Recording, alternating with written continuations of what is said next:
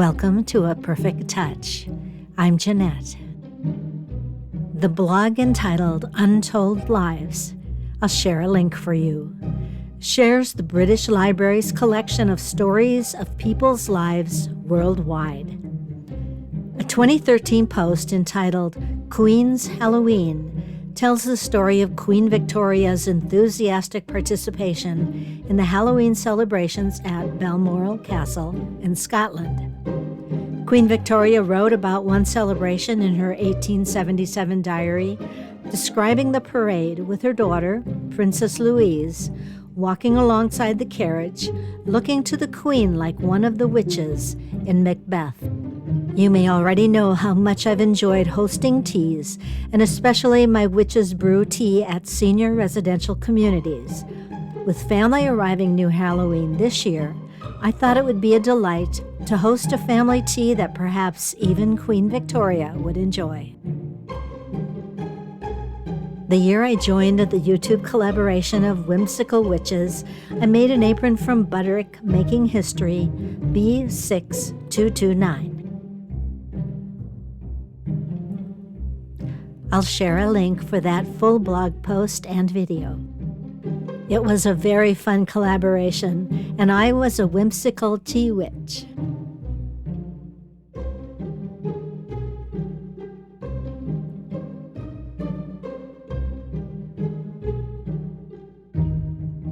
This year, I want to use a Victorian walking skirt and a vest previously made with an apron without the bib front. Since I'm serving the tea, the headpiece would be a fun addition. The perfect fabric is available in a Costumers D-Stash group. A light white cotton with black embroidery and a lace edge. It pairs well with the vest.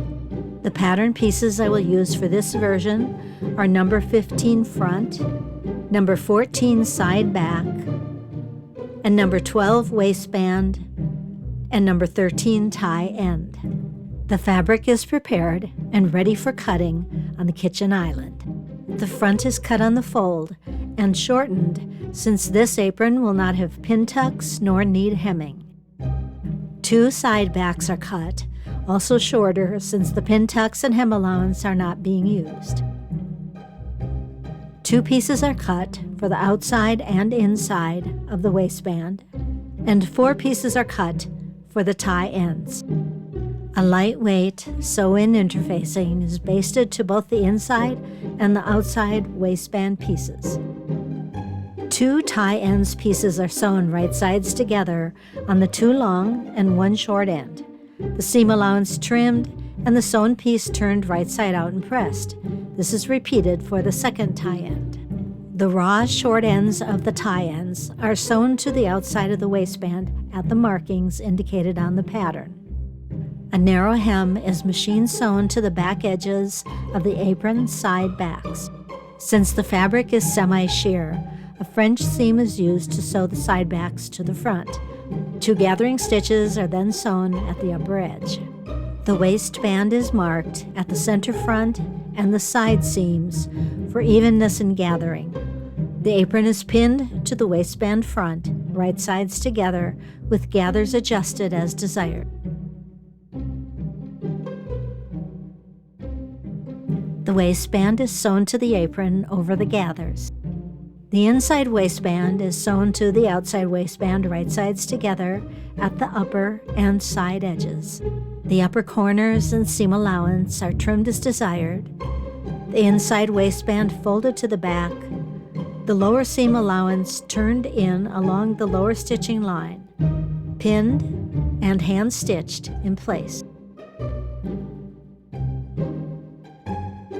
The cute headpiece is a simple sew of just 2 pieces, the headpiece, number 16, and the headpiece ruffle, number 17.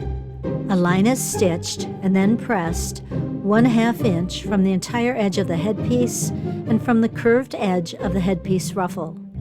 The raw edge is turned to the stitch line, and the folded edge is then stitched through all 3 layers close to the folded edge.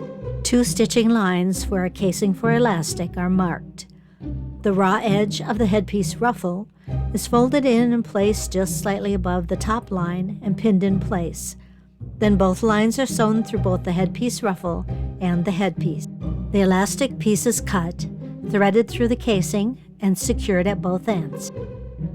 A small piece of black trim makes a fun addition.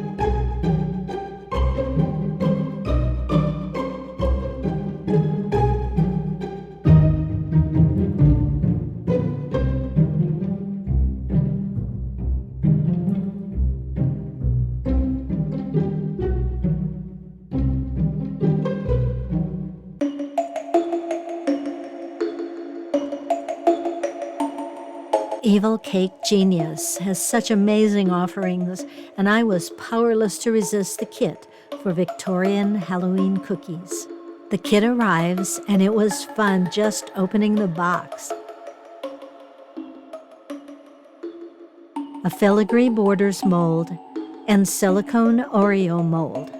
Such detail. Shiny as hell, sunny gold, edible luster dust. Wicked sticky edible glue. Edible icing sheets. Amazing. In addition to the kit, I'll need Oreos,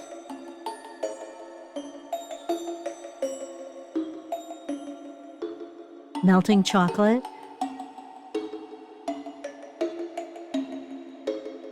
corn syrup, and cornstarch.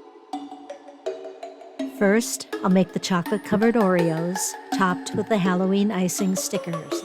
I remove the icing sticker sheet from the sealed package, peel the stickers from the sheet, and place them face down in the mold. The milk chocolate wafers are melted in a double boiler, although you could use a microwave oven. The melted chocolate is poured into the bottom of the mold over the icing. An Oreo pressed into the mold, then more melted chocolate poured into the mold to fill. The filled mold is placed on a baking sheet, tapped on the counter to level the chocolate, and placed in the refrigerator. While the cookies are hardening, it's time to make the filigree borders. The mold, luster dust, and brush, glue and brush, corn syrup, chocolate chips, cornstarch to prevent the melted chocolate from sticking to my hands, and measuring tools. The recipe from Evil Cake Genius calls for 2/3 cup melted chocolate and 3 tablespoons of corn syrup to create a paste for making the filigree borders. I learned that melted chocolate and chocolate chips will weigh the same, and 2/3 cup of melted chocolate is 115 grams. Luckily, I have a scale. Zero it with the container and pour the chocolate chips in the container until I have 115 grams. I measure the corn syrup into a small bowl. The chocolate chips are melted in the double boiler, the corn syrup added to create a paste, and the paste placed in the refrigerator.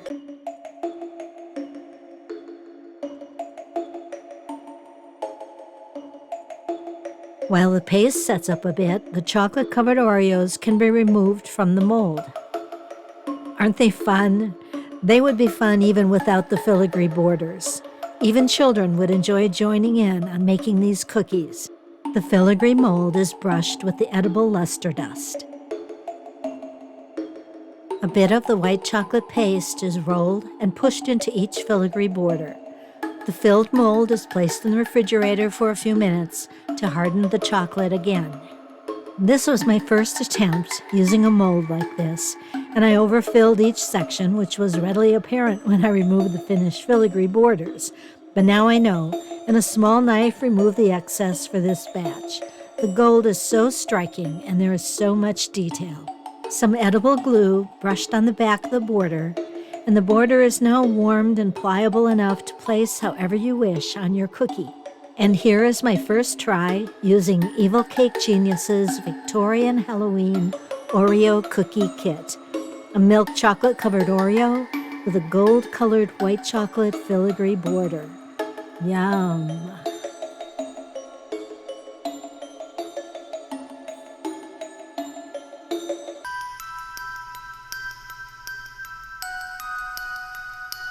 The Victorians were fascinated with the occult and self-analysis. Tea leaf reading to divine what the future may hold was a simpler and perhaps a safer form of divination. Today it is easy to find books, videos, and a myriad of supplies to get you started on this art form. This package of Host Your Own Tea Leaf Reading by Gift Republic is available on several websites, and I found mine on Amazon. As with many sets available today, the interior of the teacup contains symbols. There is a deep saucer for containing excess liquid, a full guide, a short summary of the history of tea leaf reading, and instructions to prepare your tea, and how to read your tea leaves and the meanings of the symbols. I've chosen a favorite tea of mine, Victorian London Fog by Harney & Sons. London Fog originated during the Victorian era and is traditionally an Earl Grey served with steamed milk. This blend is a black tea, oolong tea, bergamot oil, lavender, and vanilla. I'll use glass teapots without the infuser. Before I serve my family, I practice preparing the tea and a simple reading. 1/2 teaspoon of the loose leaf tea straight into the teacup. Water brought to a boil, poured over the tea leaves, and allowed to steep 5 minutes. To add some fun to this time, you may call on the quarters because all the elements are represented. Earth in the tea leaves, water poured over the tea leaves, fire in the heat from the water, and air in the steam from the water. Time to clear and focus your mind on what you want to find and learn from your reading. The clearer your thought or question, the more the reading will mean to you. It's time to sip tea. Leave about 1/2 teaspoon of liquid in your teacup. Hold the cup by the handle with your left hand and swirl it around 3 times counterclockwise. Slowly and carefully, turn the teacup over onto the saucer. Wait at least 1 minute to allow any remaining liquid to drain away. Now you can turn the cup right side up. The person receiving the reading is the sitter, and the person giving the reading is the seer. If you are doing this alone, you are both. The cup is divided into 3 sections. The rim reflects the present, and those symbols will happen in the next few days. The sides reflect the future, and any symbols here will happen in the next few weeks. The bottom is the far future, and any symbols will happen in a month or more.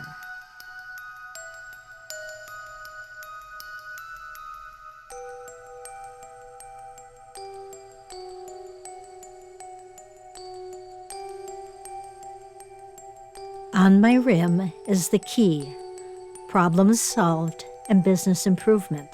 On the side are tea leaves, very near the eye, a protective symbol in many cultures.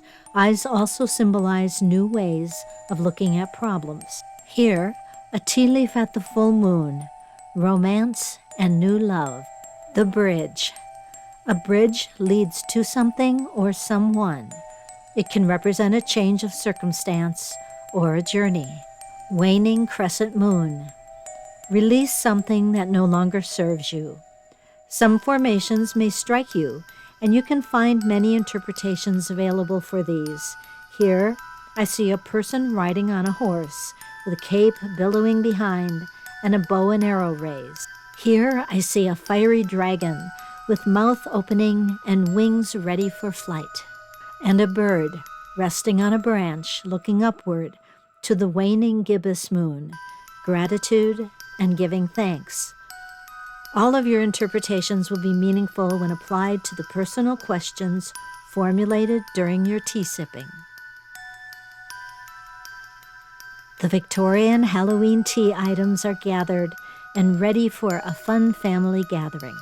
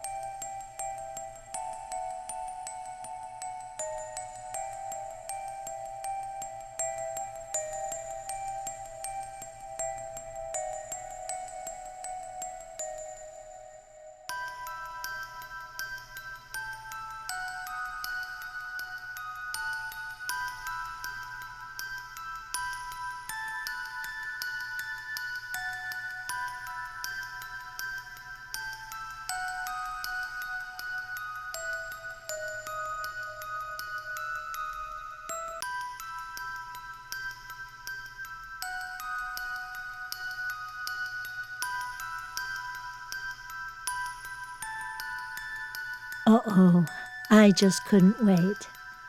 Thank you for being here.